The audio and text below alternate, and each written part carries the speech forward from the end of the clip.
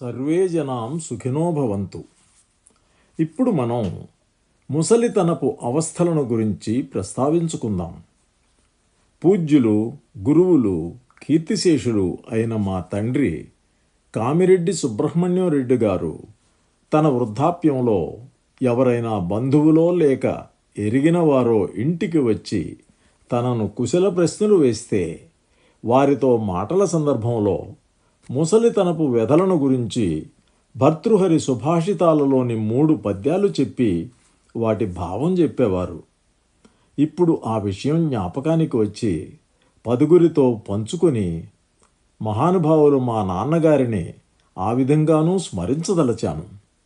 ఆయన ప్రస్తావించే పద్యాలలో మొదటిది: ఆయువు 100 వత్సరములు అందు సగంబు నశించె నిద్రచే, ఆయరలో సగంబు గతమయ్యను బాల్యజరా ప్రసక్తిచే, బాయక తక్కినట్టి సగపాలు గతించు ప్రయాస వృత్తిచే, ఆయువు చెంచలంబగుడు ఆయువు చెంచలంబగుడు ప్రాణులకెట్లు సుఖంబు చేకూరున్,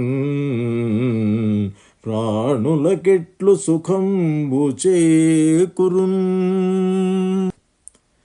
మనిషి ఆయుస్సు 100 సంవత్సరాలంటారు. అందుకే శతాయుష్మాన్ భవ అని పెద్దలు దీవిస్తూ ఉంటారు కూడా. ఈ 100 ఏళ్ల ఆయుస్సులో సగం నిద్రతో గడిచిపోతుంది. ఇక మిగిలిన 50 ఏళ్లలో సగం అంటే 25 సంవత్సరాలు బాల్యంతోనూ వృద్ధాప్యంతోనూ గడిచిపోతుంది. అంటే చిన్నపిల్లాడికి జీవితాన్ని గురించి పెద్దగా అవగాహన ఉండదు. ముసలివానికి ఒళ్ళు సహకరించక జీవితాన్ని అనుభవించగల వీలుండదు. ఇక ఆ మిగిలిన 25 సంవత్సరాలు మధ్య వయస్కులై ఉండి తీరని పనులు, బాధ్యతలు, ఇబ్బందులు చుట్టుముడతాయి.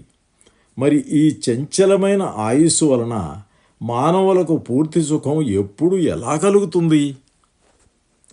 2వ పద్యం: తనువు ముడుంగు పాదగతి తప్పును, దంతములూడు చీకటుల్ కనుగవవర్తిలుం, చెముడు గ్రమ్మును సొంగలుగారు మోమునన్, జనములు మాట చేకొనరు సన్నిధి చేరదు భార్య, పుత్రుడు కొనకుని శత్రువట్లు తిరుగున్, కడు కష్టము వృద్ధదేహికిన్.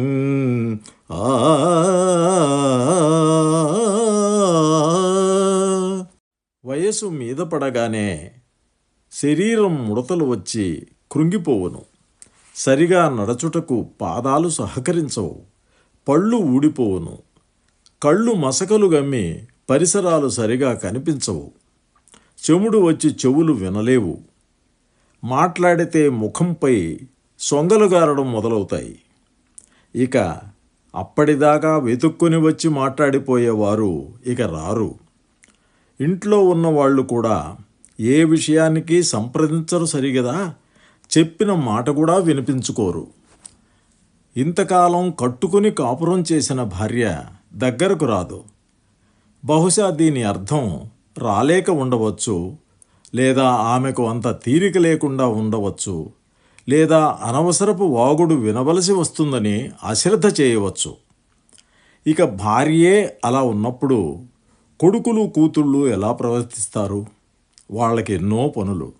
కాబట్టి ముసలి తండ్రికి వాళ్ళు శత్రువులలాగా కనిపిస్తారు బహుశా.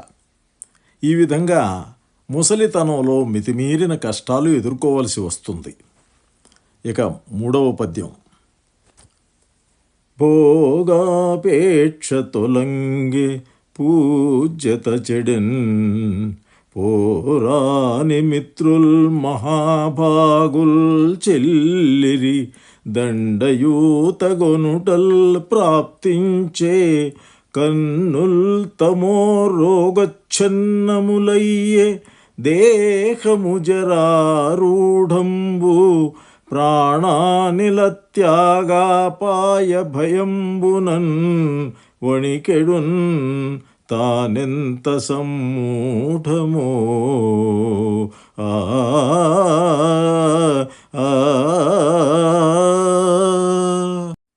వృద్ధాప్యం తలుపు తట్టిన తరువాత భోగాలపై ఆశలుండవు. గౌరవ మర్యాదలు మునుపటిలాగా దొరకవు. మనకంటే చిన్నవారైన బంధువులు, మంచి సన్నిహితులైన స్నేహితులు చనిపోతుంటారు. కదలడానికి కర్ర అవసరమవుతుంది. కంటి రోగం వచ్చి కళ్ళు సరిగా కనబడవు. శరీరమేమో ముసలితనంతో చిక్కి శల్యమవుతుంది. అయినా ఎక్కడ ఎప్పుడు ప్రాణం పోతుందోననే భయంతో వృద్ధదేహి వణికిపోతాడు. ఎంత మూర్ఖత్వమో మరి. ఒకరోజు మా నాన్నగారు ఇవన్నీ విశదీకరించి చెబుతుండగా విన్న తర్వాత నాకు ఆయన అప్పుడప్పుడు వెలుబుచ్చే పాపి చిరాయువు అనే మాటకు అర్థం స్ఫురించింది. అప్పటిదాకా నేను ఎక్కువ పుణ్యం చేసుకున్న వాళ్లే ఎక్కువ కాలం బ్రతుకుతారేమో అనుకునేవాడిని.